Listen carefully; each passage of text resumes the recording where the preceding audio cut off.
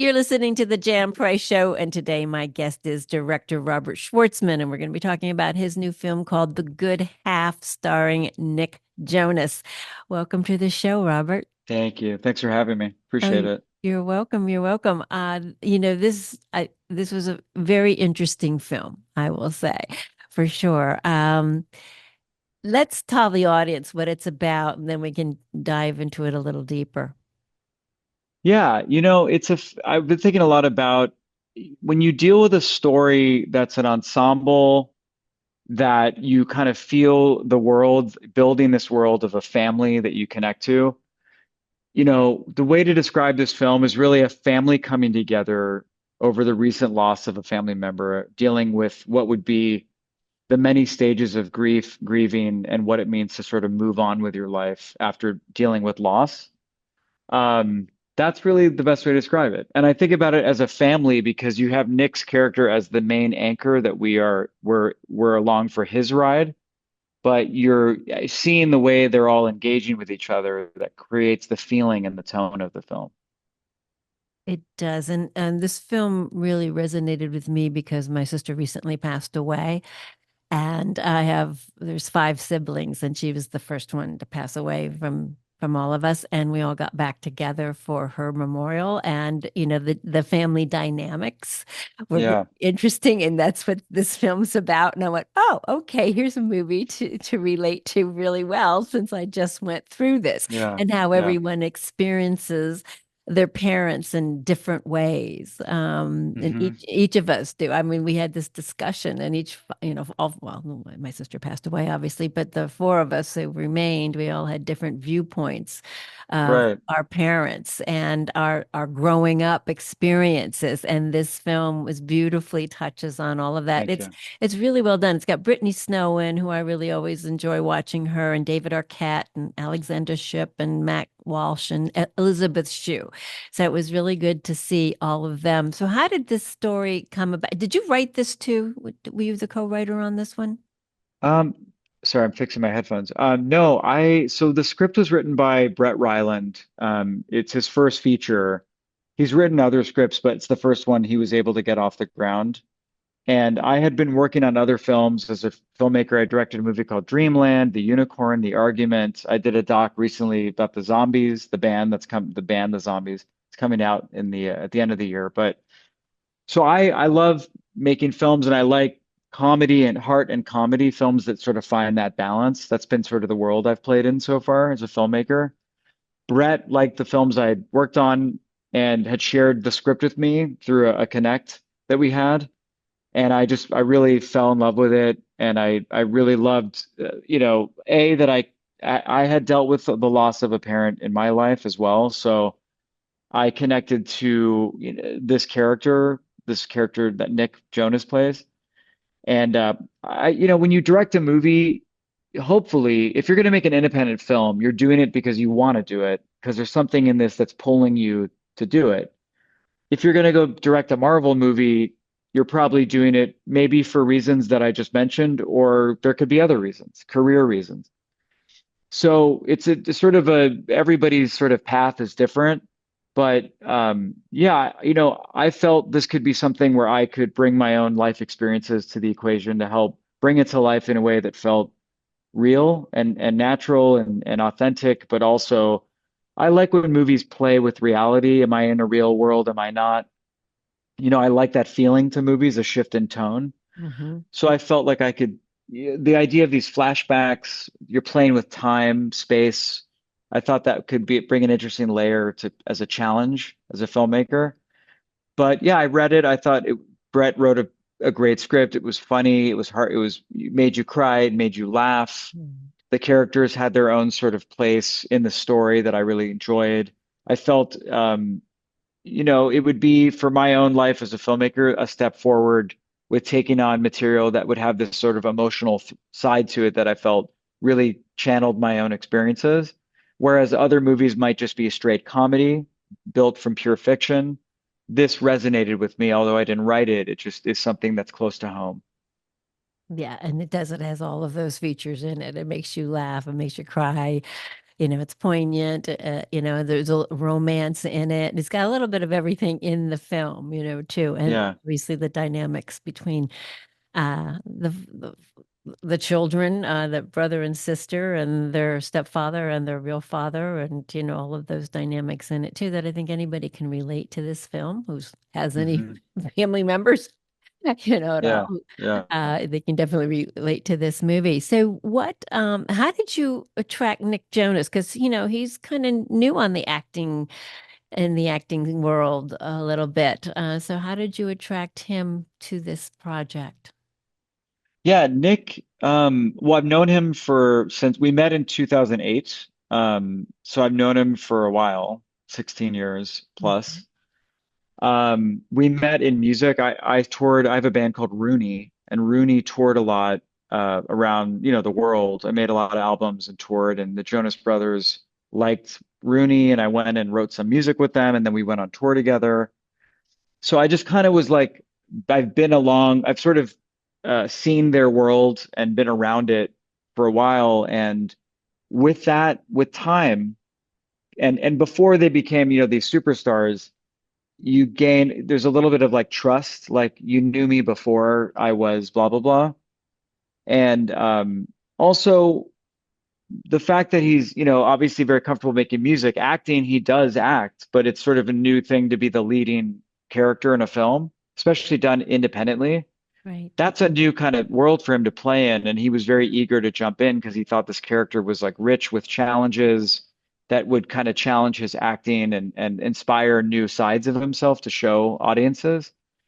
And he really stepped up and did everything he said he was going to do, which was really commit to this character, and he did. He was incredible to work with, very respectful of the material, of what I wanted out of him as an actor, and very open and honest with what he felt we could do to bring things to life in other ways for the character, which is what you want from an actor is to you want I like getting obviously the opinions of people playing these characters because Nick is there to be Renn, Brittany's there to be Leigh, Matt Walsh is there to be Darren. Everybody has a certain idea of what this character is. And I think it's important, we're all creative people wanting to try things. It's important to hear everybody out and see if what we can do. So everybody's instincts were really great on this film and really helped bring it to life in an exciting way. Um, but I will say something you said earlier. I find this isn't a movie that's like you have to have had loss to connect to it. I Right. think grief is just it's the feeling of loss of losing something in your life, something close to you. It could be a relationship too, that you're grieving the loss of that.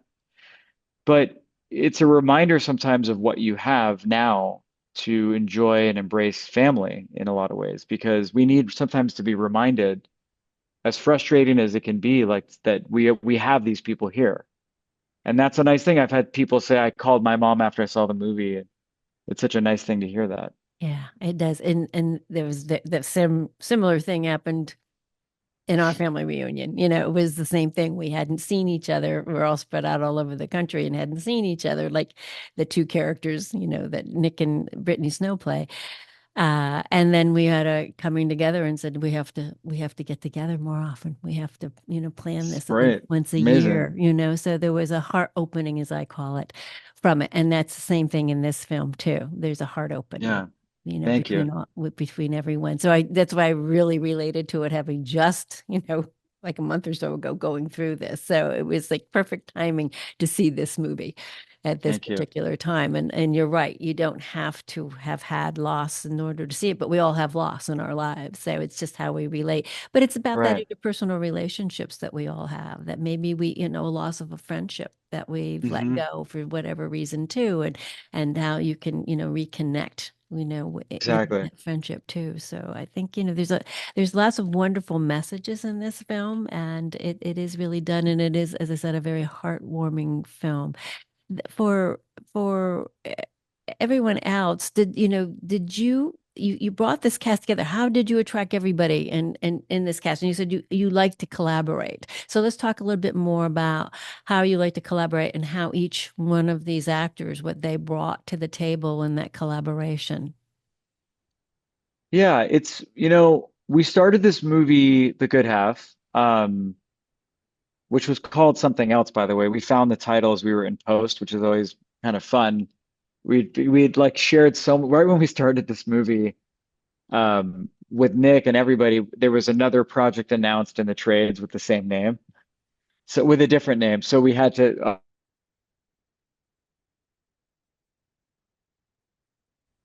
um oh, can you see me okay? Sorry, it froze Yeah, just a second. it froze up for a minute, but go on. Oh, okay. It had Yeah, a so no, well, it's funny to make a movie when there is no title. So it was just strange that we were like we knew what this movie was before we shot it, and then we start shooting and we have no idea what we're calling it.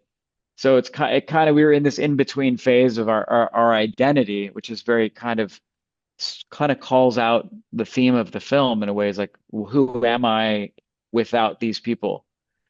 But we found our title eventually, The Good Half. It just kind of happened organically. But yeah, so I joined this project and we set sail right before the pandemic. So we didn't really know what was going to happen to productions and when we could start. And we had just started casting. So we had made lists of ideas, because Nick, as you had said earlier, isn't, maybe people don't think of him right now as Nick the actor. Just as you've seen some musicians who are now acting full time start off in music and just become actors, our culture is we like to create labels, as a way to understand you are this, you are that. So he's labeled right now as a musician, but hopefully with these roles he'll be labeled more as an actor too. But I think in my mind, we had looked at other actors and we had looked at other castmates and we started taking meetings. I started having Zoom interviews with people during the pandemic because we couldn't meet people. Mhm. And just sort of little by little, we started getting an idea of when we were going to shoot this movie, how we were going to shoot it, where were we going to shoot it. There were just a lot of moving parts. Maybe on the surface, we don't have a car chase scene and a CGI spaceship landing in the movie or something, but it doesn't mean a movie, even if it's more talking, heavy dialogue interiors, you still have challenges you have to work around as a filmmaker, as producers. So yeah, it takes time, but I met a lot of actors. We had maybe cast somebody, they became unavailable. We cast them unavailable. We're going to make it. We're not going to make it. Push, pull, this, that, and the other. Mhm. Finally got it up on its feet. And, I thought of Nick just because Nick, knowing him for so long, he's a man of mystery, and I think the character he plays is a mysterious kind of a character where you don't really know what he's thinking. That's part of grief is cure. Are you okay? The other actors in the film, I think everybody, like myself, really connected to the material right away. They thought the characters would be something that they could see themselves playing this kind of a character. What people brought to this was a willingness to participate in the independent filmmaking world, which I think says a lot. If you're going to make an indie and you're an actor, you're sort of signing up for the spirit of supporting independently packaged films, right? So that says so much to me right away. Right. But, everybody was just willing to support, I think, what I wanted as a director, but ask questions. Like everyone's going to say, well, why would I do this? I don't think I've made a movie where there isn't an actor that comes to work one day and says, why am I doing this? Not like this movie, but why is my character wanting this or wanting that? So, but yeah, I mean, everybody brought a great perspective to challenging the material at times on the day, but still being able to do what was on the page, but being able to play and explore together. And through exploring and playing and asking questions, you kind of find a new way to look at things as a filmmaker, which helped me better understand the material. So it's things like that that I thought was very, really great. And then like I love to throw things out in the moment, even if it brings us back to what's originally the intention of the scene. It's a great way to play. And I think when you play in the skin of the actors, you can discover new things about the characters that are beneficial to the story we're telling. I agree. I agree. You know, that's I hear this often, and that's I studied acting a million years ago, and that's part of it all is playing, you know, Yeah, putting something yeah, out there and seeing, and you know, some different directors obviously direct different ways. Everybody has their own unique style and how they're going to direct, and you hear some that you know are very autocratic and they want it a certain way, and that's the way that's going to be done, and and that's it. yeah, yeah. And, It's and true. then there are Yeah, others who like you who like to be more collaborative and you know have it be the process that unfolds organically, and that's what makes it, I think it makes it also a good film. Either one can be good, it just depends on the type of film. We hear more of right. that, you know, old time directors, I think, you know, directors from the 30s and 40s and 50s were more of the autocrats. I think more people today are more collaborative, I think, you know, Yeah, in the yeah, way they work, you know, which it's more fun for the actors to be able to do yeah. that. No, I'm with you. I think it's important. I mean, I wonder, I think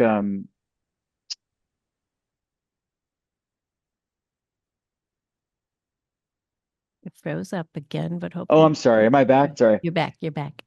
Yeah, all of these films I've been able to work on are just, in my mind, these new experiences of better understanding myself as a director, like how I can improve what I do. Um, but I think maybe it's the type of movie. I think if you're making a movie that's extremely technical and everything has to be done razor sharp Right. to finish the film, I think you have to have everybody willing to just jump in and kind of play ball the way that it has to be. It's storyboarded. Everything is done exactly. Yeah, and I think maybe certain filmmakers just demand that kind of a set and that kind of an idea. And maybe even on those kinds of movies, there's room to explore and discover. For the movies I've made, I think they call for a collaborative feeling on set. Mm-hmm. And I think that's what I always preach to the actors when I meet them is like that I want everyone to feel like they can feel good about this journey together and share in the process. How long was the filming of this movie? It's really quick. I think at the end of the day, it was like 22 or 23 days, Okay. Well, something that's like that. yeah. Something around 22. Yeah. Yeah, It's about average, I think, for I've had some that have been like 10 or 9. I'm like, how did you put a movie that's real tight. together? Yeah, I that's very, know. very tight to do that. I've I've made a few 14, 15-day movies and but I've been around a lot of 28, 29-day independent films. So somewhere around 20 to 23 days would be like the middle ground of like Right. of the indie world. Exactly. Exactly. No, you filmed this during the pandemic or after the pandemic? We were still in a world of COVID testing every day and a COVID compliance officer on set testing, and so we were still living in a world where that was the protocol. I think things had But I think that's because there's ebbs and flows of like there's something's going around, something's not going around.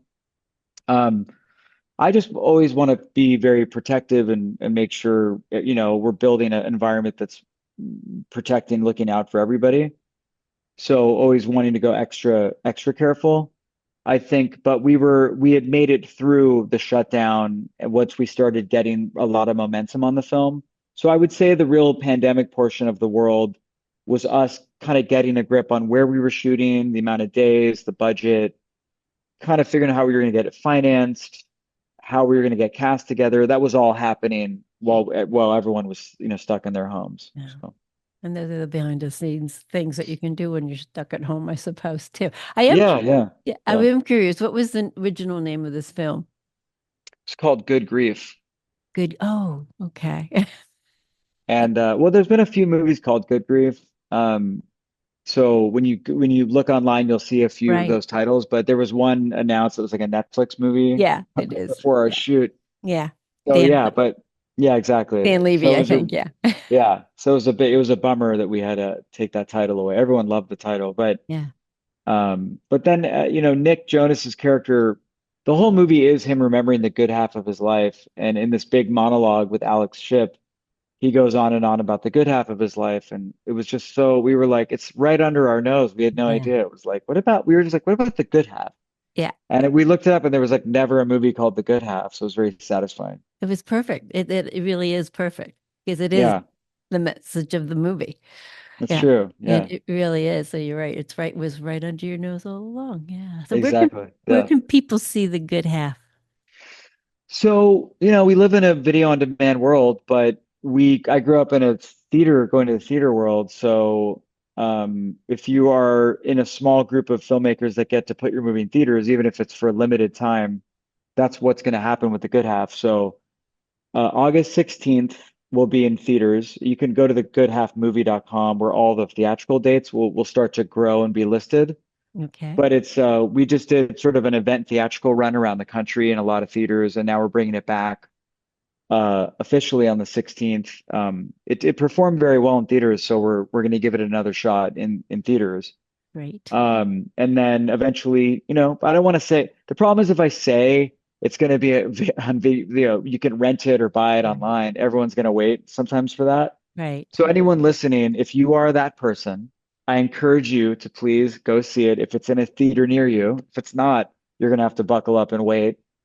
Eventually, it'll be released through traditional, like streaming and stuff like that, but it will not be on Netflix, everybody. So I can tell you that. Don't wait for Netflix, but you can rent it, buy it later on. But love for you to see it in theaters while it's in theaters starting August 16th. I agree that a movie should be seen in the theater. I say it all the time, even well, way the whole time I've been doing the show over 8 years. That's what I've always said. You should see the movie in the movie theaters. And now it's, after the pandemic, more of us got comfortable being at home, but that there's nothing like the movie experience. Seeing it with other Yeah, people in that dark theater, there's nothing that can compare. And it's it's true. not the same Yeah, at home. So I yeah, wish you much success. And also, you were in Tribeca. This was an official selection at the 2023 Tribeca Film Festival. So, congratulations on that. yeah. Thank you, thank you. Yeah, we've had some great festival love on the film, It's and great. Tribeca's been a home for other films. But yeah, it's Tribeca approved.